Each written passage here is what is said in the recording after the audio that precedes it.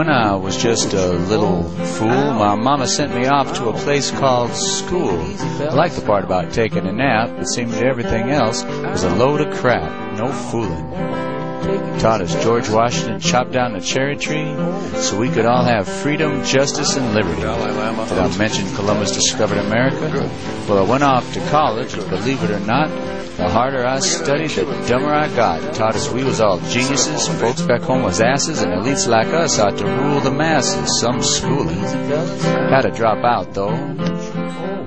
Just couldn't seem to get my shoulders inside my asshole. Well, I got slapped in the face. No, it couldn't have been ruder. By a friend with a film by a guy named Zapruder showed Kennedy's brains getting blowed out the back. Seems the Warren Commission was hooked on crack. And the FBI, and all the TV and radio, and every newspaper on God's green earth.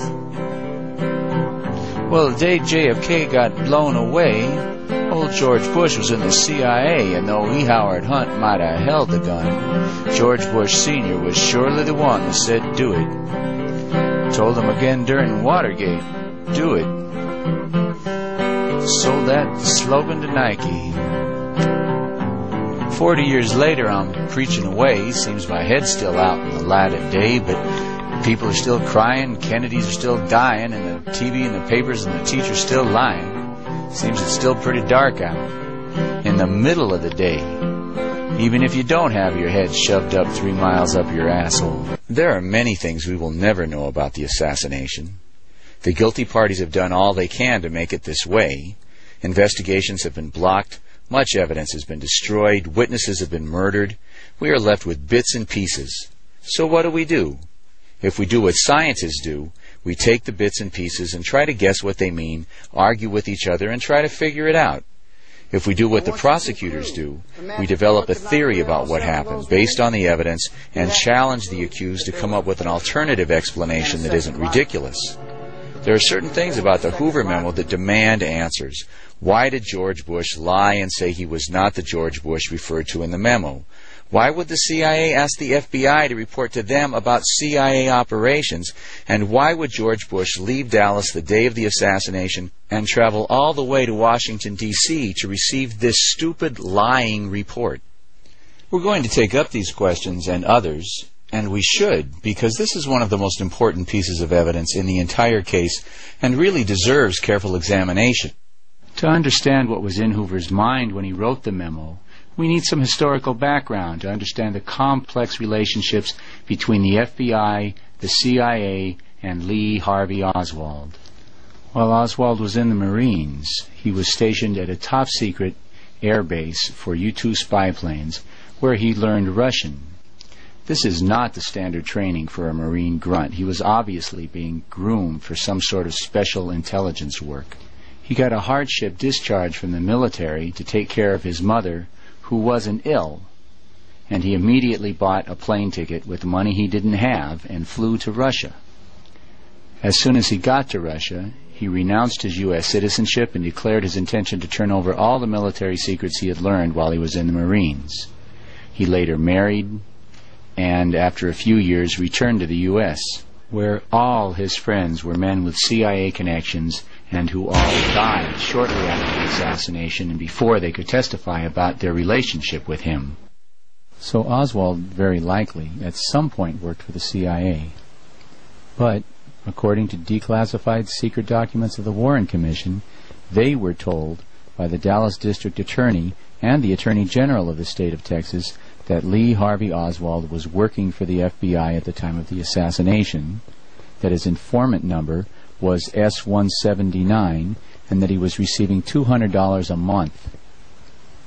In his wallet at the time of his arrest, he had the name, phone number, and license number of Dallas FBI agent James Hosty.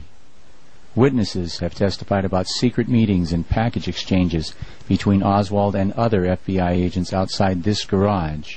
In 1960, 3 years before the assassination, J. Edgar Hoover found time to write a memo regarding the lowly, insignificant lone nut Lee Harvey Oswald. What the hell did Hoover find so interesting about this guy 3 years before the assassination? Hoover's memo complained that someone was using Oswald's identity while Oswald was in Russia to buy trucks for CIA-trained anti-Castro Cubans. Given this pile of evidence, we have to admit that it was at least possible that Oswald was involved with the FBI. What could Oswald possibly have been doing for the FBI? Well, what was the FBI doing?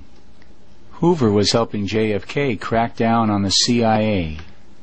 Less than 3 months after becoming president, Kennedy awoke one morning to discover that the CIA had launched a major invasion of Cuba at the Bay of Pigs, using their secretly trained army of misguided anti-Castro Cubans.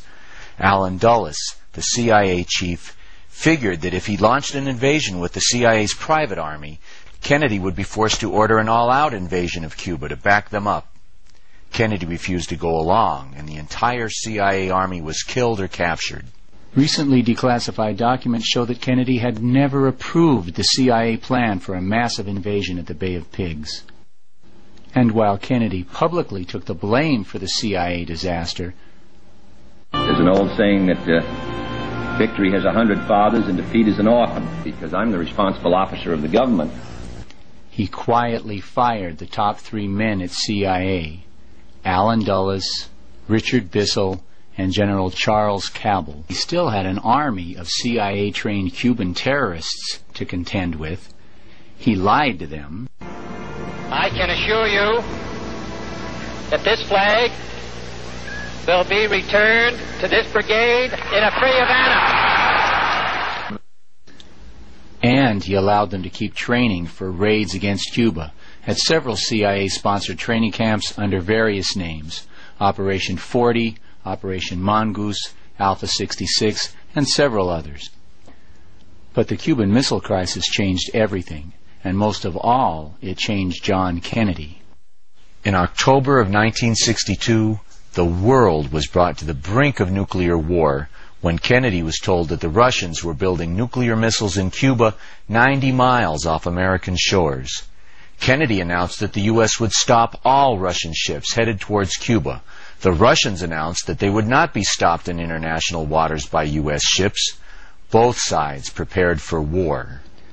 At the very moment that the world teetered on the brink of nuclear disaster, against Kennedy's specific orders, the CIA sent a U-2 spy plane flying into Russian airspace, which could easily have been mistaken for a bomber getting ready for a first strike. Right in the middle of this critical period, as both sides prepared for full-scale nuclear war against Kennedy's specific orders, the CIA instigated attacks upon Cuba by their anti-Castro Cuban paramilitaries. These insane attempts by the CIA to provoke a nuclear holocaust changed Kennedy fundamentally. He caught a glimpse into the souls of his adversaries, and he spoke of them as having a collective death wish for the world. The missile crisis ended when the Russians agreed to dismantle their missiles in Cuba.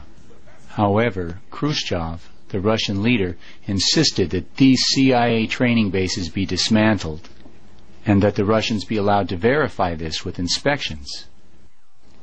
Kennedy ordered these secret training bases closed, but many of the groups were openly defiant, refused to close the bases, and talked about murdering Kennedy. Kennedy ordered Hoover to locate these training bases and shut them down. Hoover was forced by Kennedy to go head-to-head with the CIA. Although no arrests were made, Hoover located the camps and shut them down.